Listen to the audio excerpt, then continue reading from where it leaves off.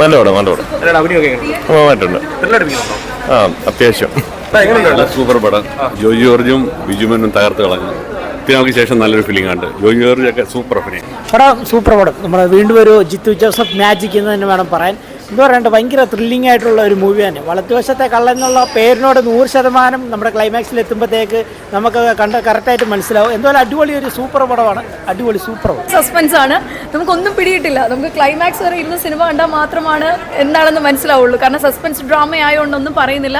Emotionally ഭയങ്കര contented ആയിട്ടുള്ള ഒരു മൂവിയാണ്. എനിക്ക് തോന്നുന്നു ജിത്തു ചേട്ടൻ്റെ വൺ ഓഫ് ദി ബെസ്റ്റ് മൂവീസിൽ ഒന്ന് തന്നെ. പുള്ളിയുടെ കയ്യിലുണ്ടെന്നുള്ള ദൃശ്യം 2 പ്രതീക്ഷ ഈ സിനിമയിലൂടെ കൂട്ടിയിട്ടുണ്ട്. അടിപൊളി. ആദ്യ അവസാനം ത്രില്ലിംഗ് എന്ന് വെച്ച് കഴിഞ്ഞാൽ അടിപൊളി. കുറേ ദിവസം ഇങ്ങനെ ഒരു ത്രില്ലർ സിനിമ അവർക്ക് കിട്ടില്ല. ഇല്ല, ഒന്നും പറയാനില്ല. ഒരു ഇടയ്ക്കൊക്കെ ഉള്ള ലോജിക് മിസ്റ്റേക്സ് ഒക്കെ ഉണ്ട്. പക്ഷേ പുള്ളി പറയുന്ന പോലെ തന്നെ നല്ലൊരു കൊടൂര ത്രില്ലർ വരുമ്പോഴത്തേക്ക് അതിൻ്റെ ഇടയിൽ 1-2 ലോജിക് മിസ്റ്റേക്സ് ഒക്കെ വരും. അത് നമ്മൾ നോക്കി അതിനൊക്കെ ഇഴകീറെ നമ്മൾ പരിശോധിക്കേണ്ട ആവശ്യമില്ല. നമുക്ക് തിയേറ്ററിനകത്ത് ത്രില്ലിംഗ് ആയിട്ടുള്ള അനുഭവം തരുന്നുണ്ടോ മാത്രം നോക്കിയാൽ മതി. അത് അങ്ങനെ നോക്കുമ്പോഴത്തേക്കും നല്ല അടിപൊളി മാരക ത്രില്ലർ